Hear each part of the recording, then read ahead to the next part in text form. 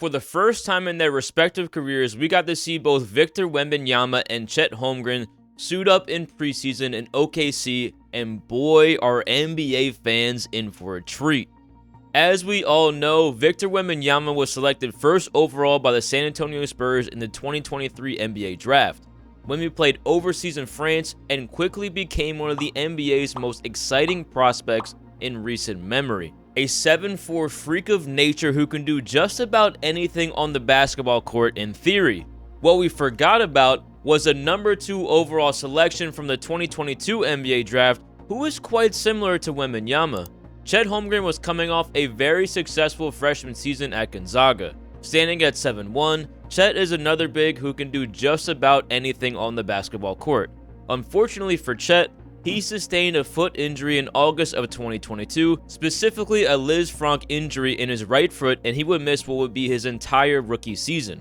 Thankfully, he made a full recovery and is now ready to play for OKC. In today's video, we're going to break down some film from their matchup, and we're also going to talk about what both of these guys are going to provide for their teams over the course of their rookie seasons. On this play, Chet's length and size is just put on display. During a loose ball scramble, Chet is trailing and is able to catch at the top of the key, gather, and get to the rim without even having to put the ball on the floor. This right here is one of the most exciting aspects of his game, his ability to space the floor for Oklahoma City. It's really a simple play, but this gives the offense a brand new dynamic, giving tons of space for Jalen Williams, Josh Giddey, and Shai Gilgeous-Alexander. When people say this guy is a unicorn, this is the play that they should show you. Chet is bringing the ball up the floor now because why not, and calls for an inverted pick and roll, meaning the big is handling and the guard is screening. Chet's ball handling ability gives him a huge advantage versus opposing bigs, as most bigs in the NBA are not very good at navigating screens. Chet is able to get to the rim and finish strong for the and one. The knock on Chet as well as Wembanyama is their very thin frame. On this possession, Zach Collins is able to move him very easily in the low post, but Chet does a phenomenal job of staying vertical after being knocked off his balance and blocking the shot. Again, this is a simple play here, but something that is available for a lot of bigs who can shoot in this league.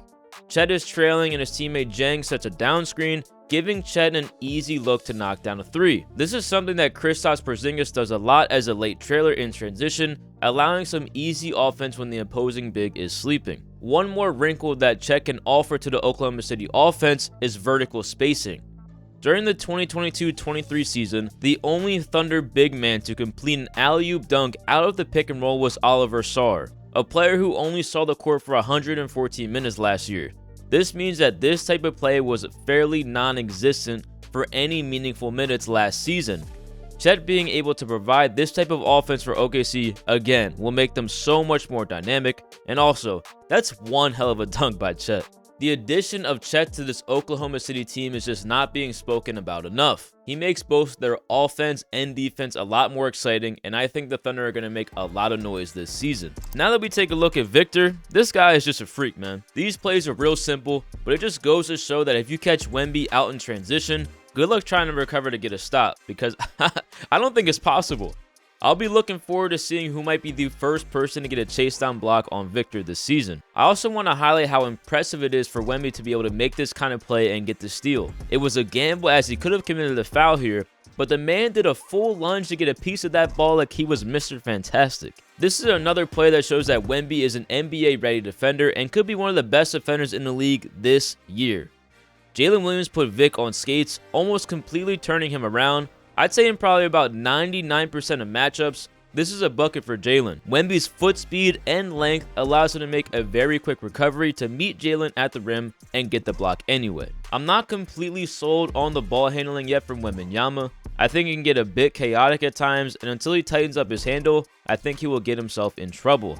He's lucky he didn't get called for the offensive foul here, as he's out of control going to the rim, but gets the and one anyway. Chet had a word for Wemby after the game about this play, and I think this camera angle shows that Chet definitely had a point. Wemby is much more in control and displays his ability to break down defenses from the perimeter. He gets his man to lead one way, then Wemby seals him on the spin move. Chet is in perfect positioning on the weak side, staying vertical, but it just doesn't matter. On top of all of this, if the 3 ball is dropping, good luck. At 7'4", it will be nearly impossible to contest a Wemby jumper if you're not already glued to him. I really like the fact that Pop is going to start Wemby next to Zach Collins, allowing Victor to effectively be the 4-man on offense. This time down, they run Victor off of a rub screen into a dribble handoff, which allows him to get another clean look at a 3. The league is in great hands right now. There's so much young talent around the NBA, and because of that, there's hardly any bad teams in general. If you guys want to know more about the Spurs and the rest of their young core and how Wemby's going to fit in, make sure you guys check out one of my most recent videos where I got a chance to talk about that.